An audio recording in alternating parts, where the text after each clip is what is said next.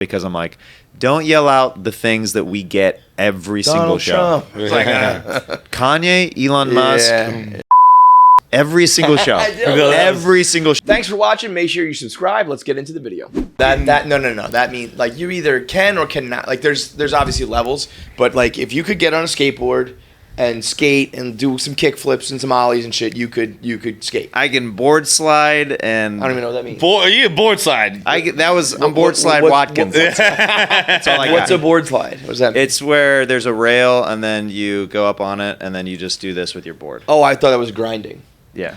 Grinding is when the trucks, the metal part. Oh, okay. That's when they connect. But that's with. Even cooler. Yeah. Bro, if you could do that, you're fucking Tony Hawk in my book. But do you not anymore? No, it's a great rarely. way to break your elbow or something. I mean, I've broken my arm skateboarding.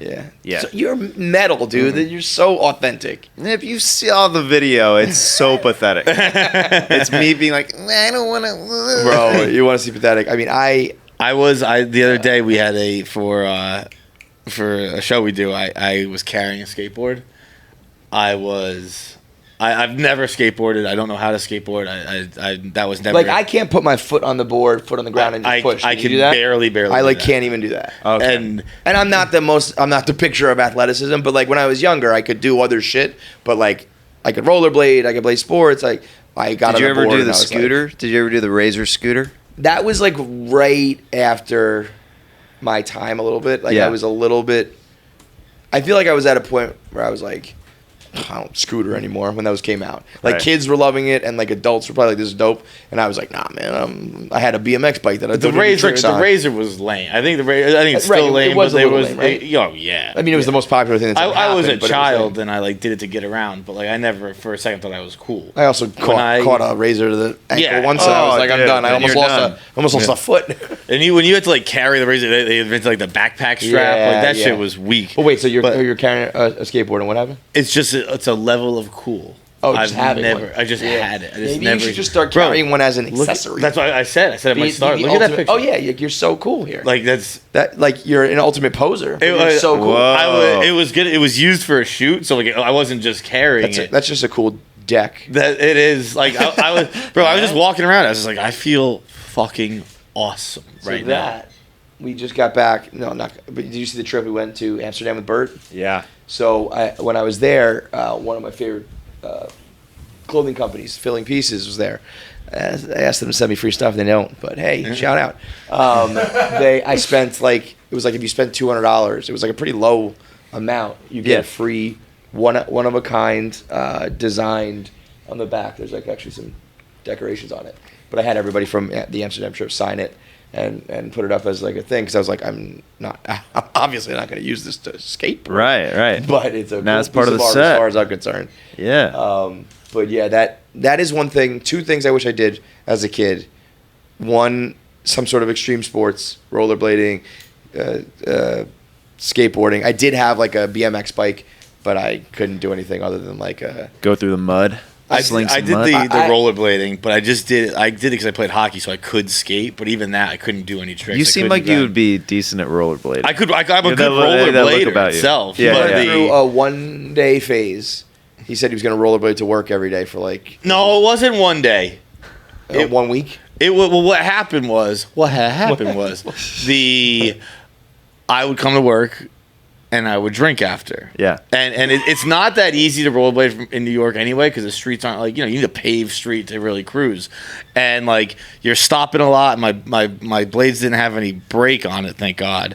And it was like I would drive home. I didn't drive home. I would rollerblade home drunk with headphones in. Yeah. And I was like, there were like 3 separate times. I was like, I'm gonna fucking die out here. I think you can get a DUI doing that. Can you get? I know you can get on a bike. I seriously think, I think you could get it, which would be the funniest way to get a DUI. You're like getting cuffed or something in your fucking in your blades. Guess what? I'm the tallest fuck in my mugshot though. I bet.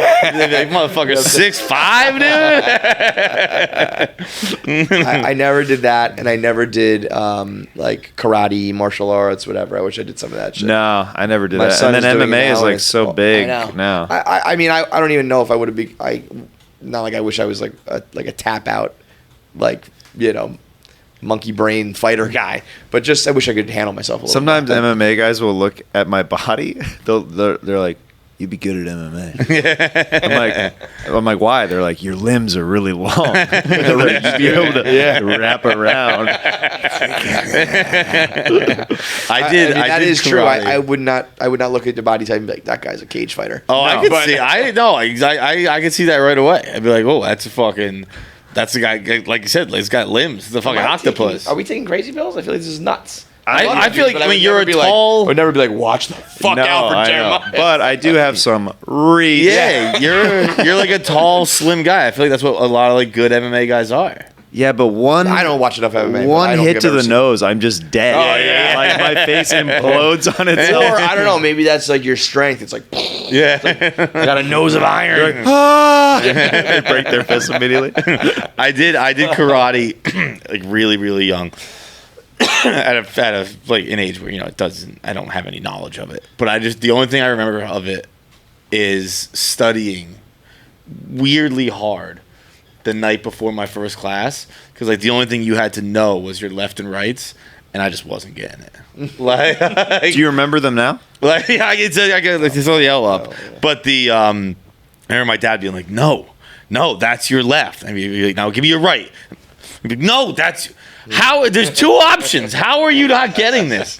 And I went the next day, and I did it for a couple of weeks maybe, but it was maybe my first anxiety attack. Like, I'm gonna get in there. I'm gonna throw the left. I know what he's gonna say right, and I'm gonna throw my fucking left. Your other left. My kid, he had to memorize a series of words. It was like perseverance, humility, self-respect, discipline, and he's like screaming them out loud to his master, and it's like. It's just something I never experienced. I wonder if they have to do that with MMA, like Monster Energy Drink, Ed Hardy, Joe Rogan. Ice baths. These are the words. These are the words that you need to know. Coinbase. Yeah. That was when I was first out on crypto. I got out, but by out I mean I never sold anything, but I was out mentally speaking the day I was watching like MMA, and I honestly don't even remember what website it is that's an ad for it. Let's call it Coinbase. There was an ad in the ring, and I was like, if one of the wallet, huh? like one of the exchanges, wallets things, and I was like, if I was fucking looking at this from a investment or like a bank standpoint, and it was like Monster Energy, fucking what do they call it? What's the whiskey brand? Monkey Barrel. Yeah, like Monkey Barrel whiskey and TNT. And this bank logo was right next to it. I'd be like, I'm not banking with them. That's crazy. You're like, let's go get all the fucking I'm not letting these people hold my money. It's covered in blood right now. I got to apologize.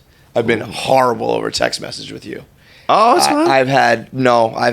We had a string where like you texted me when I was recording or whatever, like a few in a row, and I was like, oh my God, and then it was like too late to respond, and I was like, this is horrible. So I'm happy to. It's see so that you didn't bizarre. come in swinging. The I was anxiety. like, he's gonna hate me. Come on, dude. The anxiety that you guys are having. Texts is the weirdest thing. It is. It's the. I get in fights with people about it now, where it's just like the understanding you have to have for text messages is. Well, he's off. He wants phone calls. He wants text messages to be done. But it's just because people be I'm actually on board with that. Dude, a lot of people I are am on board with so that. I was on board early. with Told that. you my compromise. I was early. Voice notes. Doing the voice notes. And people find that psychotic behavior, I guess. Now I don't think it's psychotic It anymore. is there's I gotta no admit it. tone in text, and the voice things. I don't know. I don't like sending voice. It's just it would all just be faster if we were on the phone. There was a time when you were that don't require a conversation, and then when I agree. Don't even text me. But I think that a new etiquette can I be wholeheartedly agree with established that. where like don't talk to me. where there's not where we can. I don't know. There could be a new etiquette established with phone calls where there's not that check-in lulls for the first 30 seconds of, Right. hey, how you What's up? been? What's going on? I got something to tell you. Yeah. Hey, real quick, can you do this then? Yeah. Okay, talk to Bye. you later. Bye. Like, yeah. No feelings hurt. Let's Right. just get to it, Yep. and it's done. Not this lingering of just like throwing it out How there and have be you like, been? did they ever read it? There was, I think, because our generation was like introduced to phones at a young age, and they're getting younger now, but they were so new to us then, and it was like, we can talk to our friends all the time, and you would have those perpetual conversations that went on forever. And then you think, because that's how you started it, you kind of feel like you do it forever, but it's like, we don't talk like that anymore. Why do we have to have this never-ending conversation, always ongoing? Yeah, where it's like, just come when you got something to say, and we'll fucking. I get it, but if you just view it as like, I guess it's like if you have to like reply and talk, it's a problem. But I think if I'm doing something, I can't do a phone call at the same time, but I can just be like, meet me in this place, whatever it is. While I'm playing a video game, text or cooking, me or whatever. I'll give you a thumbs up or whatever. Right, but if you I'm saying, like, sometimes I want to say something that's a little bit longer, and I'm like, I don't want to text all this, but I don't want to be on the phone, so I'm going to send you the voice note. And while I don't have to be waiting for your response, and I can't do anything else, it's like I can keep doing what I'm doing. I'm driving. I'm working. I'm okay with voice notes too. It's just as long as you're not expecting it to be a conversation. If you want to just tell me something, that's fine. Okay. What about a feature that there's 3 options?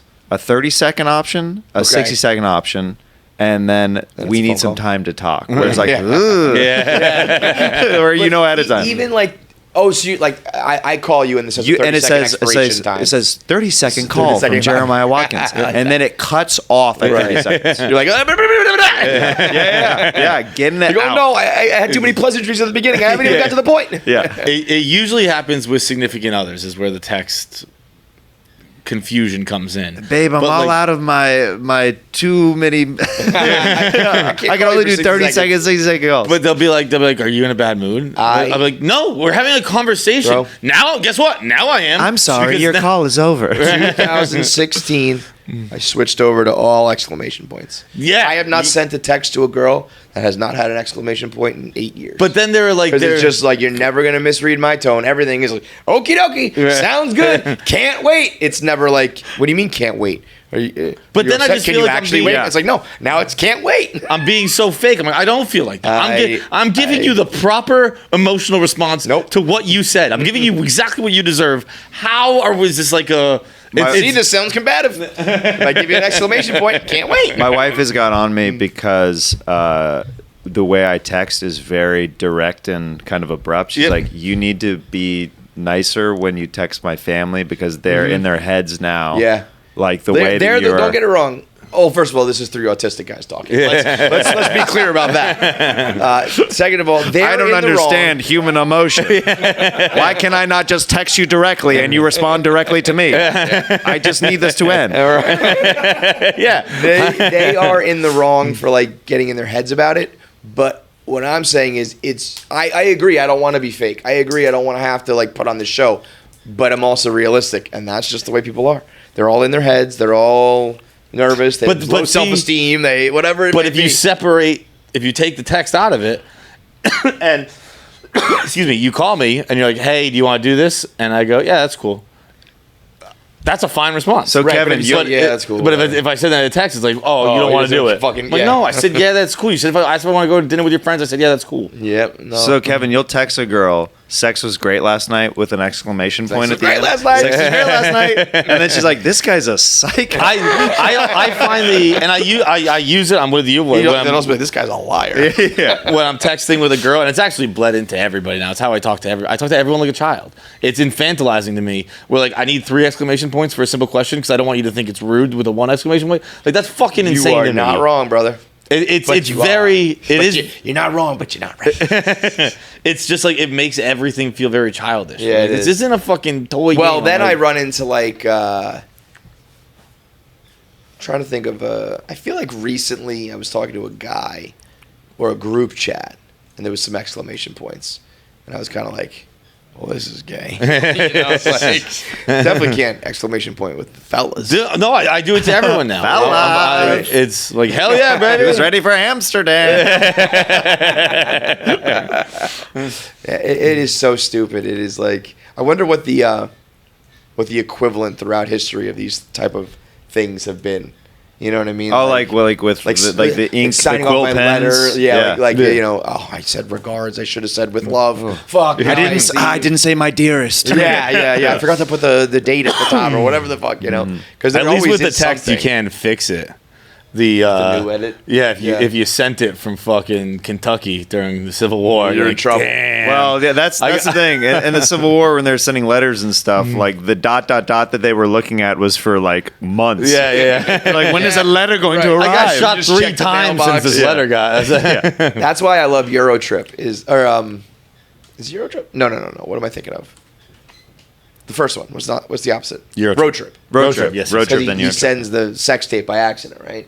In the mail. Yeah. It's like, right. we got to beat it. Right. That is such a dated, like, that was probably the last year that movie could, like, make sense and play, you know? Yeah.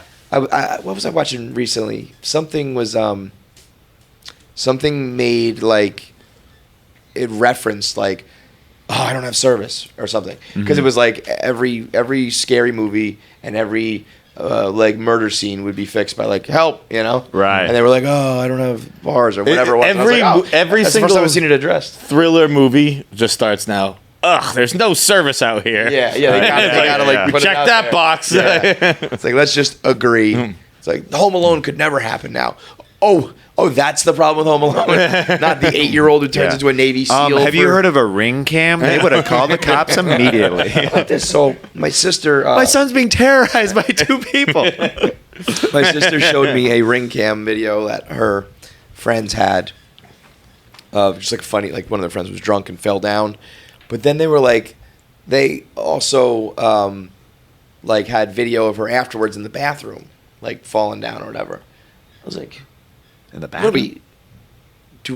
Are people putting ring cameras and shit like everywhere in their house? Yeah, I've told you about my buddy In their who bathroom? If it's not in your toilet, you're doing it wrong. Look at this ring cam video I have of this person's asshole. Like, that's not. You can't fucking put cameras up in your bathroom. The bathroom seems to be a stretch. Although at the last Barstool office, I thought for sure there were cameras in the bathroom. So I used to be like, I can't jerk off. I was gonna say I never masturbated. That's what stopped me. These new ones though.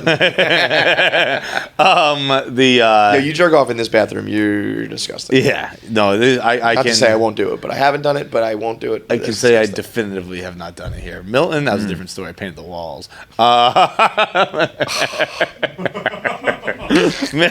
No, I'm kidding. I did, but I didn't come on the walls. I just kind of dribbled out on my fingers. Wipe them on like an old paper towel because it was just toilet paper. Catching Jackie's face every now and then, just like, God. It was like the old Milton office was just like the bathroom was also like the trash bin. There were just paper towel rolls everywhere, but no paper. No, I'm sorry, not paper towels, toilet paper rolls, but like very. Oh, just the cardboard at the end. Yeah. With the empty roll? I honestly, I'm kind of making a joke. I don't think you are. I don't remember vividly Have you ever doing fucked one of those? Have I ever fucked one? No. Yeah, I fucked one of those ones. You did? Really? Did you stop Did it you with put that? anything inside? It was still the toilet paper roll, so I could almost like push down on the toilet paper, you know? And then you just had sex with cardboard? Yeah, it was lubed up, dog. Oh, okay. So it was like wet. How old were you? I was like 29. No, I don't know. You know, it was in the phase when you're Fucking you're dicking anything. Yeah. Mm-hmm. No, It was like I after I realized I was too big You ever for the down shampoo dick bottle. toilet paper? That's that different right there. I had a No, buddy. it was terrible. I think I like probably had like, you know, paper cuts or whatever, like skin burn or whatever it's called afterwards. Yeah. I never did it again. But when I tell you I tried to fuck everything, I tried to fuck everything. I had a buddy who said he would he'd microwave a bag, like a Ziploc bag of Vaseline, and they'd put it between the couch cushions. Sure, why not? And then he'd get on his knees and he'd fuck that. Yeah. I don't think I ever did. I didn't do anything like that. Like I wasn't MacGyver and shit. I tried to stick it in a shampoo bottle once, but that was it. I had another buddy who said, and we already knew about the joke at the time, so I don't really believe him. But he said he did like the peanut butter on his balls for a dog chick. Yeah. I don't believe him. He was kind of one of those kids where it was like, I don't know. I'd be so mad at myself if I did that. Just because it's like, as soon as I came, I'd be like, this wasn't fun. Yeah, like that. Talking about your post nut clarity. After you got it. First of all, it's a mess. You're like, oh my God, The dog's there. He cleans it. If you still got a mess, you got a lazy dog. Yeah. You need to finish the job. Your dog wasn't even into sex with you, man. He left the peanut butter on your nuts. But like, I would just be.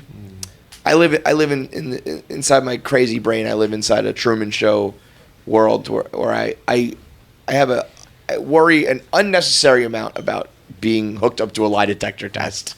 And I think to myself, what if you do some dumb shit like put peanut butter in your balls for the dog when you're like 14, and then as an adult one day you're like, yeah, I have to own that. I have to be that guy.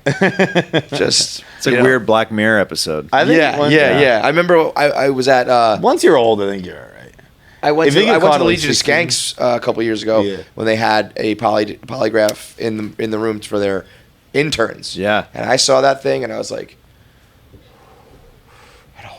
yeah, what they just hook me up to it, like what? And those guys, you know what I mean? Right. Like, so, and then I'd have to admit that I put the peanut butter on my balls, which I didn't. But if I did, you know what I mean? There was. I swear to God, I didn't do it. Okay. You're gonna put out a book like OJ did. Yeah. I didn't, but if I did, that's how it go. There was a time. It was actually during the pirate saga. At the old office, we had a kid who downloaded porn. He torrented porn, and then we got like email. We got a letter from like Comcast, whoever provided our internet, where it was like, you've illegally downloaded porn. Everyone in the office, there were like 5 people in the office. Everyone denied it. An investigation was launched into. It wasn't nothing serious. No one was getting in trouble. We're just trying to figure out who did it. Yeah. And someone put forth the idea. Let's get a lie. So I think probably Gaz was like Googling like how to get a lie detector test, and I turned into like it was like I'm my lawyer. I was the lawyer. Yeah. I was like, that's a dangerous precedent we're setting around here. It's just a slippery slope, man. I didn't want it in the office. I didn't even know what I would be asked, but I was like, I don't want that around. I don't want to have to be hooked up to that. They hook you up. They say, did you download the porn? At the other end of the table. No. Next question. How many things have you put in your ass? What do you do? It's that was not part of it. And then the thing's going crazy. It's not even, whether you answer it truthfully or not, it doesn't matter. Your thing's going off the charts. I'd be the guy going, well, statistically, we know this is not true. These are, only 60% of the time they're effective, and, these aren't submissible in court. Bro, there'd be a pool of blood at the bottom of my foot. Because I read once or I heard once on a TV show that a thumbtack under the nail. I'd have nails. Like, that's got to be. I don't doubt that's like. There's got to be some truth to it, but if you can put a fucking nail into your foot or underneath your fingernail and like keep cool so that people don't go, oh wait, that guy's putting a nail under his fingertip. I used to work at Jack Bauer, an Italian restaurant where quickly grab orders to go and stuff like that, and there was a lip on the counter that had come up, and I reached for a bag, and it went right underneath my nail. Shoot, like torture. And I almost passed out immediately. I bet. Like I started gushing blood, and then I was like, they're like, "Are you okay?" And they're like, "You need to sit down," because it was so painful. So it went in, and then like you had to pull it out. And then I had to pull it out. Yeah. It did the nail. Bruise immediate. No, it like went like and it grows out. Yeah, it looks all weird and purple. That's literally one of the tortures. It's like if you have to really torture it, you get the bamboo shoots out and go to the fingernails. You ever John's only got 9 fingers. Yeah, I tipped my finger off. I did not. But I did probably like a good chunk of my like a little tip of my finger and then like a little sliver and then the top nail. But I did the same thing you did where I was like I turned white and I was like I'm gonna pass out. And I walked to the hospital and the hospital was like, get the fuck out of here, you bitch. Like I live right by a hospital. They were like, what do you want us to do? Like, get the fuck out of here. We've got serious issues in here. Basically. But fuck, I was just gonna say something. I forgot what I was gonna say. If you want us to give you a pussy, then you're in the right place. Dude, it is like I'm still wearing a Band-Aid on it, but I'm probably over the Band-Aid stage. I was gonna say that. I'm gonna be wearing. We're milking this thing. I'm gonna be wearing this thing. Let's see what it looks like right now. I'm gonna show up with it on the fucking wrong finger. I'm wearing this. Like left, right. No, it's fine. It's like really fine. It's totally fine. Yeah. Oh, Band-Aid's gross. Dude, stop wearing that Band-Aid. I put that Band-Aid is done, brother. It's so dark. I thought it was like. No, it's just a color. I put it on this morning. It matches your pants, kind of. Dude, how does that Band-Aid look like it's a lost and found Band-Aid? It's a that thing is freaking old, dude. It looks like it's wet and old, right? It's dry. It's a Walgreens. That looks like it was passed down from generations of Feitelbergs. Like, son, this is yours. War injuries we were talking about. That's from your grandpappy. You're gonna find this at a fucking water park soon. I'm not a germaphobe type guy. Stuff doesn't really gross me out. Band-Aids though, dude. Yeah, the floating. I picked this one up at Busch Gardens. That is one thing that you see that in a urinal or a sink or Even if it's like my kids' band-aid, like it's at my house, I know that's like my family. I'm like, get rid of that thing. That's like his Black Panther suit. He's been, like, putting it on. Like, what's up? It doesn't hurt, like, but it still hurts when I bump shit. So it's just like kind of like a cushion more than. Little baby. I didn't bring it up. It's just I wear a little protective thing for my injury. Said that she thought my toe injury was grosser than yours. No. Yeah, you did. Yeah, you did. No, but she did say it was way more intense, and she thought it was way like tougher. Yeah. Like you could see the skin. Like, The flayed. It was bad. Yeah. I saw it. I had a pussy in my toe. I would try to fuck when I was 13. So what's good with you, man? What do we got going? I feel like I've probably like the last 3 of the last 4 people we've had in was talking about comedy on the spot. Oh yeah, Stand on Spot's been going real well, man. Because Bert the other day said he was like live podcasts are fucking hard. And it was the first time I heard somebody say something like that because I feel like live podcasting is like the bastard redheaded stepchild of stand-up comedy, where it's like that's not real comedy, you know? Yeah, and it's not. And I don't compare the two, but it is. There is a different, element of going up on stage not knowing what you're going to say. Sure. Because as a comic, you have your whole routine.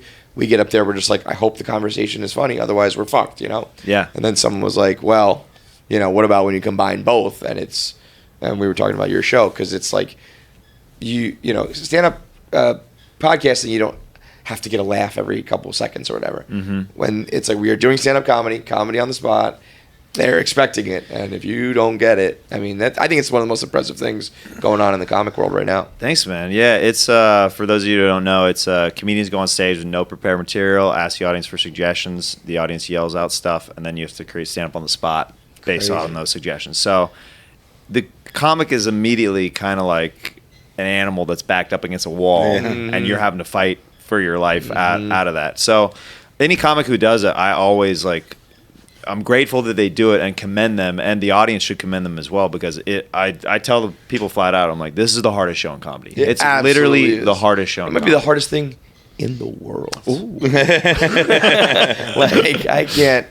I would probably end up getting canceled or something, because I feel like in that spot you back people against the wall and they just go for the lowest hanging fruit and the old you're gay, the joke, you know what I mean? That would just be the worst punchline that you can just think of on the spot. Before the sets go out, I send the sets for approval before anything gets uploaded. Okay. Because naturally, sometimes when you're scraping and clawing, you will go for a joke that might not even be bad, but you might be like, this is just hackier than I would like that to be, and I don't want that out there just because you're just scrambling to get a laugh, right? That's and then you're just like, because in that moment you got a silent audience and you're sweating. You're like, I'll say whatever it takes to get a laugh right now. Yeah, yeah. We did one last night at New York Comedy Club, and it was awesome. Okay. I'm trying to come out here every 3 or 4 months to do it with the New York comics out here, because there's so many that are. I commend the people who sign up for it though, because I think it's probably a lot easier to just say thanks but no thanks. I'm gonna do my written material. Yeah, and also there'll be comics who do the show who after the fact they'll see their set and they're like, I don't really want that going out, and they're like, totally understand, it's all good. Do you get that a lot?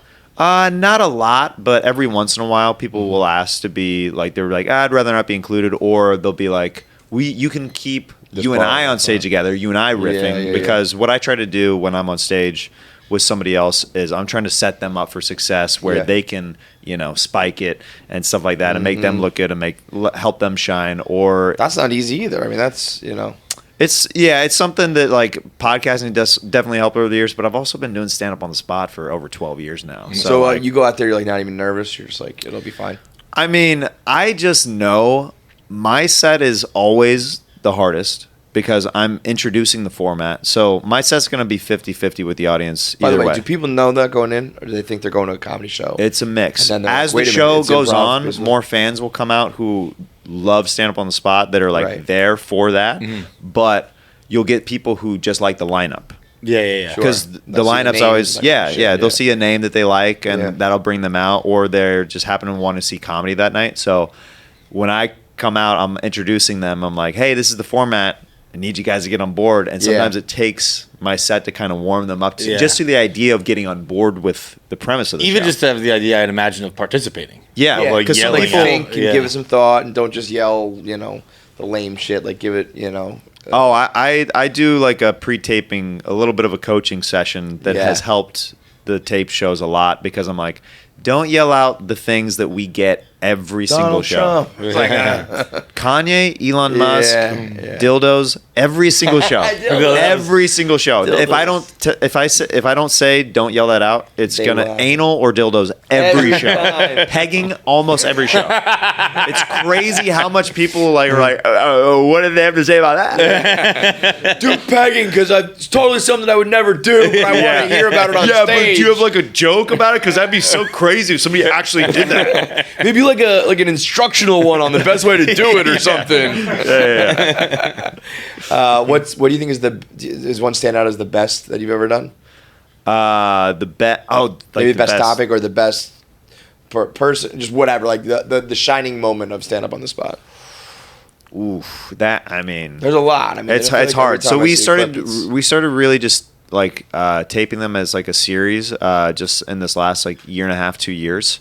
The first one that we kicked off still is like an awesome one. Some of the standout sets that have gone kind of viral are like Shane Gillis's more recently. Ralph Barbosa we had like kind of before he popped. It was like a weird thing where he killed stand up on the spot, and then he was kind of coming up, and then that caught on the same time. And Tim Dillon has done it back in the day. So one of my favorite comics to do it in Los Angeles, if you guys aren't familiar with, do you know Tony Baker? No, I don't think so. No. He does on Instagram. He has a ton of viral videos for like the animal voiceovers and stuff like that.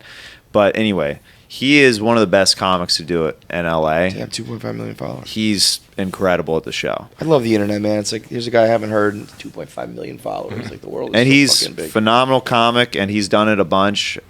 He's one of my favorite guys to do the show in LA. And then Mark Norman did the show again last night. He's just built for that show. Yeah. He's a Yeah. joke Comedy. machine. Yeah. Comedy. It's The Jews. Don't get me started. yeah, he's a guy. Did you see him yesterday? At the rally? Yeah. Yeah. I haven't seen his video if he's putting one out. He was dressed full cop. But he had a sign on his back that said, "I am not a real cop." Oh, okay. So I think that was probably like a legal thing. Yeah. So that, Oh, like, yeah. if, You didn't want to. all of a sudden someone's. I do not want to be dressed as a cop for like my own safety. Right, You know what I mean? right. Like, especially at some of those rallies, be like, "Fuck you, pig!" You get hit Yeah. with a brick. Yeah, I I know what I'm one. 80 and I'm Mark Norman. I know what one side thinks about the cops. I've seen what the other side did to the cops. Yeah. So, like, Right. I'm not fucking a cop, dude. Being a cop is the worst. Yeah, that'd be, especially yesterday. God, fuck that noise. Have you watched Middleditch and Schwartz on Netflix from a few years ago? Ben Schwartz and Tom No, they Middleditch do like a doing two-man improv. like improv, Bro, right? it is. Improv kind of had the stigma of like nerdy, like When it's good, it's it incredible. is- When it is good, it is mind blowing. I was like, these guys have callbacks and they're introducing new characters and they have the audience joining physical act outs and the memory and I'm just like, no way. This started from nothing and they're like an hour and 10 minutes It's into incredible. the same storyline, and I'm like, I used to run lights at Second City in LA for Keegan Michael Key's improv group.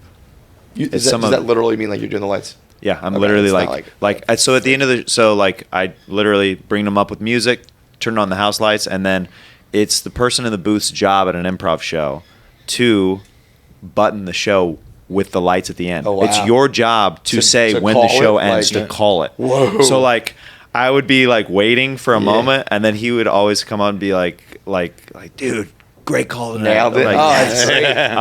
but that was his group. It was an improv group. They were all based out of Detroit originally. They all that's where they were from. They went to Second City in Detroit and they came up there.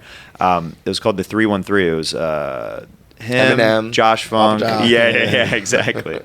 And a bunch of funny Detroit comics, and it was some of the best improv I've ever seen in my life. That is a whole lot. But that's similar to what comedy, stand up on the spot. That was like where it's before like, Key and Peele and all this stuff. Yeah. And yeah. To me, I was like, this is, the coolest thing I've ever seen. Yeah. And if you told someone I'm in like an improv comedy troupe, they'd be like, oh, there's a bad stigma about it. I mean, because like, as good as the good is, the bad is like, oh my god. Sure. I still really tip my cap to anybody who tries to do it, because it's like, public speaking, like the most terrifying thing in the world for everybody, and these guys do it like off the rip. But when it's bad, it's bad. When we had Ben on, I think for the first time, I told him, I was like, I've never seen, and he was promoting Middleditch and Schwartz. Yeah. And I was like, I've never seen it, and he's like, don't see anything before it, which is like such a cocky you don't thing. watch anybody else. But yeah, he's like, I don't want you to think it's bad. Yeah. Don't watch anything else. Watch mine first. Yeah. And like that's like, don't worry, I know I crush it. Yeah. So Yeah. That will give you I will be the ambassador. That'll give you a Introduce you. good Genre. image of improv. yeah. That's cool. I also remember in that same interview, he tried to do it a little bit with us. Remember he like Oh, he was, like, yeah. it was like making some noises. Or Yeah, something like that. yeah, He was yeah. like, pretend you're this, and you make a noise like that, and just doing that for 10 seconds. I was like, I'm sweating, I'm nervous, I'm the worst, I'm lame. Oh yeah. It was like short form like improv games that he was. It was like it in was this 10, moment. It was like you're a monkey and you're like a elephant who's interested in him, and it was like make a noise, and I was like, no, can't do it. I'm nervous. I'm embarrassed. Yeah. So to go out there. I mean, I go out to do a live podcast, and it's just talking to my best friend in the last 15 years. Sure. And I pour with sweat, and I get nervous, and I'm red, and I'm in my head. I can't imagine being like, now I'm going to have to create an hour of like, physical, rambunctious, funny comedy. Yeah. No fucking way I could do it. Yeah, he'd be a good guy to try to get on stand up on the spot in the future. Yeah, for sure. he would murder it. I think it's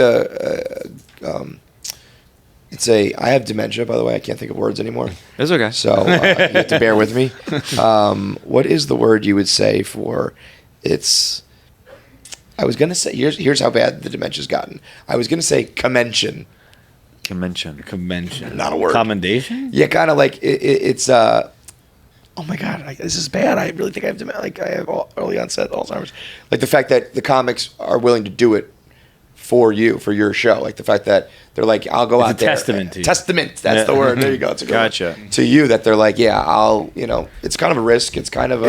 It's a risk for sure. I try to make it as a safe as possible situation with, by saying any comic who I'm asking to do the show, I believe in, and I've been doing the show for so long that I'm like, Right. hey, if I think that you are funny enough in this situation, It's going to then work. it's going to work. Yeah. Because comics me. come in apprehensive all the time to Yeah. do it, of course. But then almost, I would say 99% of the time, the comic will leave the show being like, that was actually really fun. Yeah. Like, I don't know why I was so in my head about it. It's just like, kind of like convincing, like, hey, you're funny, you're great. Like, there's a reason why you're here. Right. Like, right.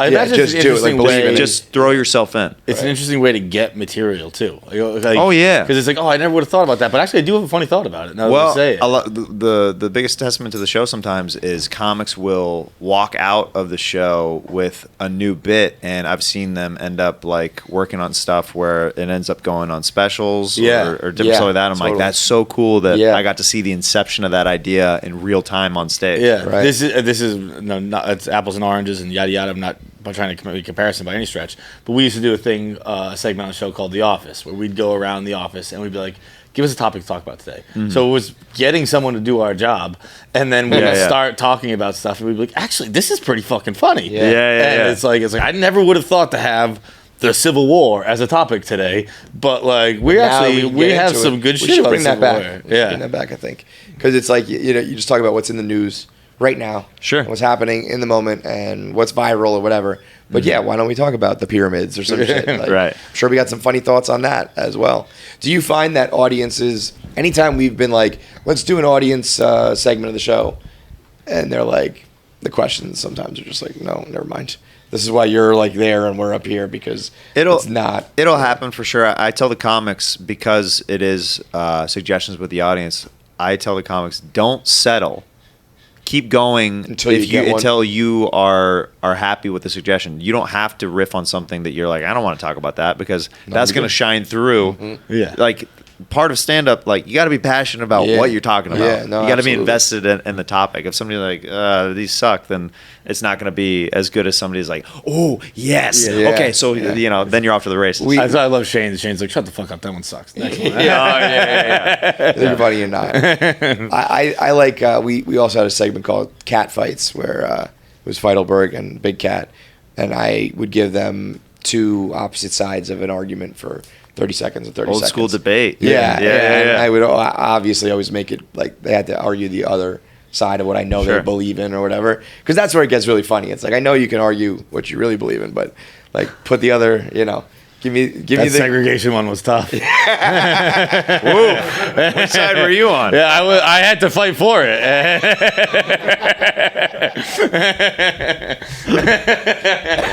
Wait, that was a joke. I didn't really do that, did I? No.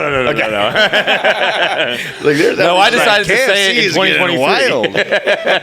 I had to pause for a second and go, You're I right. might have said, okay, 30 seconds on the clock. Yeah. Segregation. I don't know. It kind of exists already anyway, right? Naturally just happens. New special is out. Yeah. Daddy? It's called Daddy on my YouTube, Jeremiah Watkins Daddy. Yeah, it's a good, it's mostly material, but it's like a good mix of what I do in my hour when I go on the road. Like, I riff and I do crowd work in the special as well. Because if you come see me on the road, I that's... don't know how many, I guess there's some crowd, but like, I feel like most specials stick to, in the material. But for me, that's not what I would do if you came to see me live. So Yeah. I'm like, I'm still going to sprinkle in like some in the moment stuff. Yeah. I think it's cool. I think the first one I remember, and I don't have this vast knowledge of comedy, but I remember watching the Tennessee Kid with Bargatze, where every special I'd ever seen was just so perfect and cut. And Nate was like, "Yeah, I'm gonna end it with like I'll give you some updates on some old stories." Yeah, the And- Starbucks thing. or whatever. the Starbucks and the Cape Fear Serpentarium, and I was like, "Oh, okay, it's a different thing than I've seen, rather than just the tight hour and the punchline." I think there's such a compulsion and a desire to like have it be the tight hour where it's like everything goes perfect, and why not just be like we both have talked about how we like when someone has a notebook on stage and they're trying something new. It's almost like you see how the sausage is made. Right. It's like I've seen a bunch of great comedy sets. What I haven't really seen is a comic work through new material and see what works and what doesn't work, and so you see a little bit of like it doesn't have to always be. You can break the fourth wall. Right. You can and putting that in your special.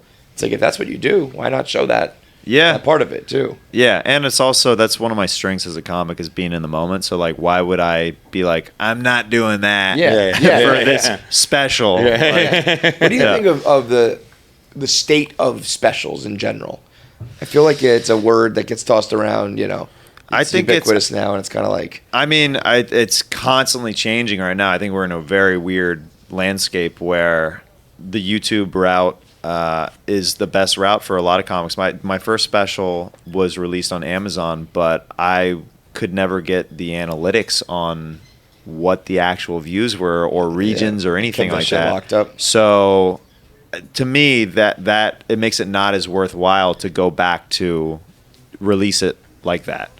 So where I'm like, I'm in control, it's on my channel, like I know exactly how well it's doing or how like, when I go on certain podcasts, like where I'm seeing little bumps and stuff like that. So I don't know. I think that a lot more people are going to be self-releasing, but it's probably going to be a bubble that's going to pop. Yeah. That it'll be oversaturated. I honestly almost think it's like it might be there right now. Who knows? The word is almost the problem. Like if you told me once a year I put out a video that is the culmination of my year of comedy, meaning these are the jokes I've been telling, and maybe it's even footage from each of these spots rather than one night of filming, but it's just like I'm a comic, you like me, this is my whole process for the year, and then those jokes are gone and I do it again. Right. But to be like, this is my 1 hour special, and it's like, well, then you're going to get fucking compared to Eddie Murphy and Chris Rock and Dave Chappelle, and it's like some of you comics are on that level, some of you are not, some of you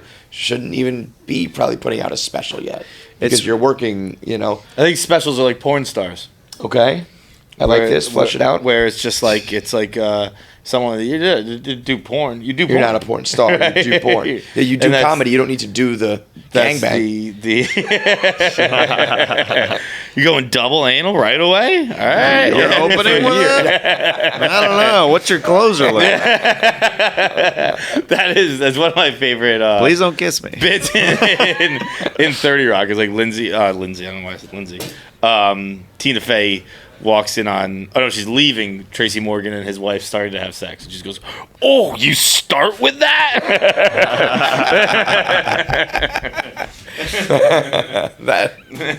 that is an interesting. I think the porn generation has radically changed how it goes. You know what I mean? Like I think people are diving in to things real early. Yeah, I mean, it's so accessible. Yeah, everything's so accessible. And then, but I mean, it just makes it so commonplace that it's like, I'm hooking up with this girl for the first time. Sure, I'll put that in there or whatever. Yeah, but I'll say this though: if you attach it to other things you do in life. First time I stepped on a basketball court, I tried to dunk. Yeah. Like, why would you? I wasn't going for a layup my first time. I was like, I'm gonna see if I can touch rim. Right. It is. You still play? I never played. I have played in my life, but I played a little CYO. That's about it. We were in Arizona for the Super Bowl, and there was a basketball court at the Airbnb that Barstool rented, and John took one shot and threw it over the fence. No, I took a couple shots. Oh, okay. I missed a few. I hit 0. I took a few shots before right away. I was like, let's play knockout, shoot some basket. No, gone. Ball's gone. John. I played hockey, so it was like it was. I'm sure. I imagine it's still the same type of way, but like it was like you're either a hockey player or a basketball player, and you decide that hate each other. It's like 2 years old. It's like those two do not mix. But I think the comparison I always make is like golf and sex. I think are two. You step on the golf course and you're like, how come I can't shoot like Tiger? You know, it's like because you're not. Yeah. It's like you have access to it, but you're not as talented. Same thing with sex. It's like you're not going to be good at this. It's a hard sport. I used to caddy back in the day, and I was never good at golf. I worked at a golf course. Yeah, just because you're. Yeah. Suck at golf, but I can. And he's a pretty athletic dude. Yeah. It's just, I would do. Did you ever do ball spotting at tournament? Yeah. What a weird. Do you know what that is? You literally We're talking about porn now, or yeah. You stand at the bottom of like a hill or just something that's out of sight, if the way that the course bends or whatever, and you're literally at the bottom, standing there with a couple other ball spotters, and then you're just like, "Sir, your ball's right there." They have a whole and then you just keep a bunch in your pocket. Like you find out what the guy's playing with, and if you don't want to go too far to go like find it, you just like throw one like where it's like right in the fairways. It just bounce right back. If you lost sight of it, you're like, it's right here. And then they're like, here's a 20. They tip you. Yeah. The guy who knows you're lying. I mean, they might know that you're lying. They're like, hey, you did good today. I've never heard of this. I didn't grow up. I don't know anything about that world. That's amazing. Yeah. I need that for right off. Like I need that on a fucking straight fairway. I need that for life. Oh, dude. I need that. Just like lie to me and tell me. Yeah. But I can't when I play golf. Mr. Clancy, your dick is looking very big. Thank you. That podcast was absolutely amazing. Like, the feedback is great. Look, you don't need to see that. Just lie to me, baby. Ball spotting, and that's separate from caddying. They can go hand in hand, but sometimes you have a ball spotter. Yeah, for tournaments and stuff like that, they will sometimes just have ball spotters that are at the bottom. Like you literally are running ahead. At each hole just to spot balls. Yep. And caddying, you guys used to make bank though, right? Mm. Yeah. I remember the Jewish kids who got their bar mitzvah and the caddies were like big ballers. And me, the Gentile who never went to a country club, was like, I can't even buy a pair of sneakers. It sucks. What kid jobs did you work as a kid? Caddying, ball spotting. Caddying, ball spotting. Ball spotting is indeed a new term. It's exactly what you're doing, but it sounds weird. I know, it's weird. Yeah. I did like a lot of being in the Midwest. I would shovel a lot of drives, like go to neighbors' houses and just shovel snow, how much did you mow charge? lawns. Oh, I think it was it was probably like $10 or something like that. It is crazy the child labor they get away with. It's like $10 To do a whole drive? I think so. Driveway? Back in the day, it's maybe I think 20 would have been like kind of a lot. I think it would have been like $10. If you came to my place when I had a house and said I will shovel in your drive, if you give me $1,000, I think I'd be like, okay, here you go. I mean, that is the worst activity. It's tough. Breaking the ice with the shovel. Yeah. Oh, $10. Yeah. You're shoveling in like the 1600s. Yeah. Yeah, I would mow lawns, rake leaves, pull weeds, like do like landscaping. It was all like around families and friends, like houses and stuff like that, just to make money to save up for whatever. The saxophone that I was trying to pay off. Is that where you play the sax? Yeah. The saxophone is one of those things I think either goes like you're super cool or you're a dork. You know what I mean? Right. A lot of instruments are like that. Sure. But the sax, I feel like, can be like, you're this like smooth, jazzy fucking, you know. Or it's like, you're in the band and play the saxophone, dork. Yeah. I play saxophone. Yeah. Spit everywhere. Yeah. You Maggie Simpson. Yeah. She was Lisa, right? Lisa. She was like the dorky kid. Yeah, but she was also when she was on that tenor. Why is it called Daddy, the special? So it's about a triple entendre for the different daddies. One of the jokes in the special is I don't want my son calling me daddy because the adult entertainment industry, daddy. Yep.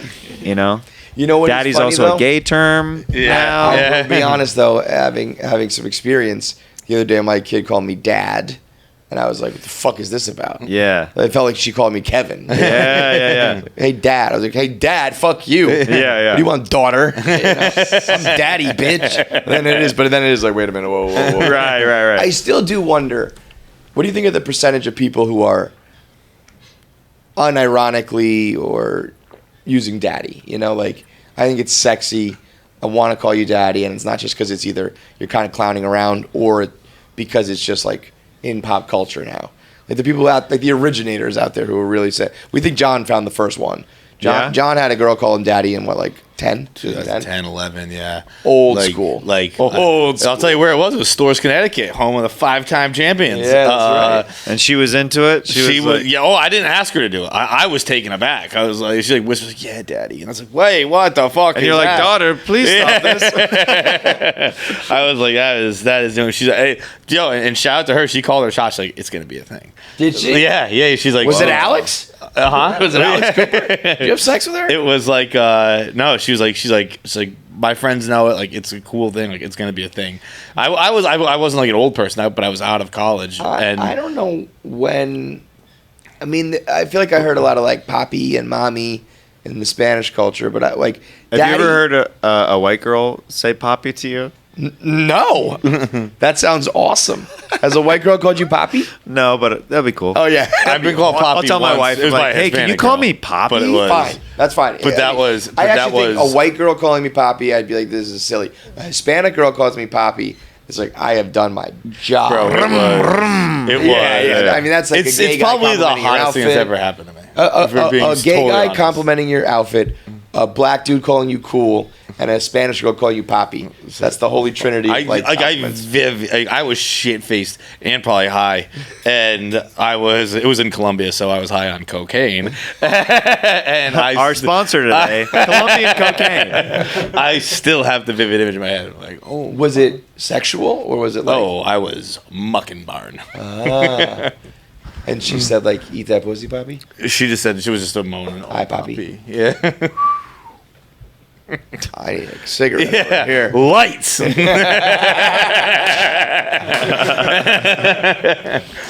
so there's that. What was the other? You said it's a double/triple entendre. Yeah, I'm a new dad, so. Okay, so how old? I've got. He turns 2 this week, and then we got another one on the way. Oh, congrats! Yeah. Do you know if it's a boy or a girl? Another boy. Shooting strong. See, I always said I got lucky, got a boy and a girl.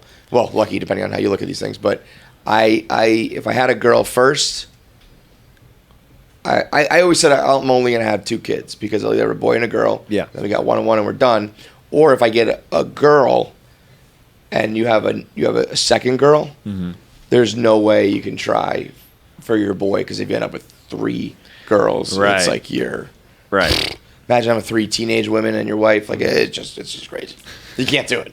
You can't do it. So either way, I was like, I don't know what's gonna happen, but it's gonna stop at that point. Yeah. I know a guy who has 5 daughters. And wow, it's just like he's always happy. His wife, 5 daughters, and now I'm pretty sure had like his daughters only had daughters. I think maybe like 1 boy snuck in there, but this man is surrounded by like probably like a dozen women. Yeah, of all ages, and I was just like, God bless you, man. You used to see him at like the local bar every now and then, just and a happy guy. He's not one of these dads who's like, oh, all these women in my life. Right. He like embraced it and loved it, but it's so expensive and so dramatic and so That's the to reference Bargatze again. One of my favorites of his when he talks about how he went from his mom to his wife to now he has a daughter, and he's like, so I'll never have a woman in my life going, I don't know if I do that. Your boys too, you said? Yeah. Yeah, so you're in the thick of it, man. That's gonna be That's no joke. Yeah. 2 and a newborn that's like kind of right around what I had. It was more like 1.5. I'm trying to psych myself up for what's to come. When's the due date? In June, beginning of June. Yeah. I know you just went somewhere. You're like, well, I think people have different opinions on. I think going from 1 to 2. Some people say going from 1 to 2 is harder than going from 0 to 1, and I could not disagree more.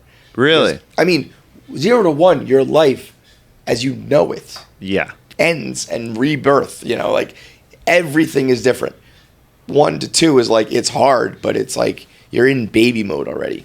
0 to 1, you're like, I'm not going out anymore. I'm not traveling anymore. I'm not partying anymore. I'm like, I have to change everything about me. That's why we wanted to have them kind of closer in age, just kind of get those away. Early years. Yeah. And then also, like I'm close with my siblings, and we're like 2 and 3 years apart. So, yeah, me and my brother are 4, and then my brother and my sister are.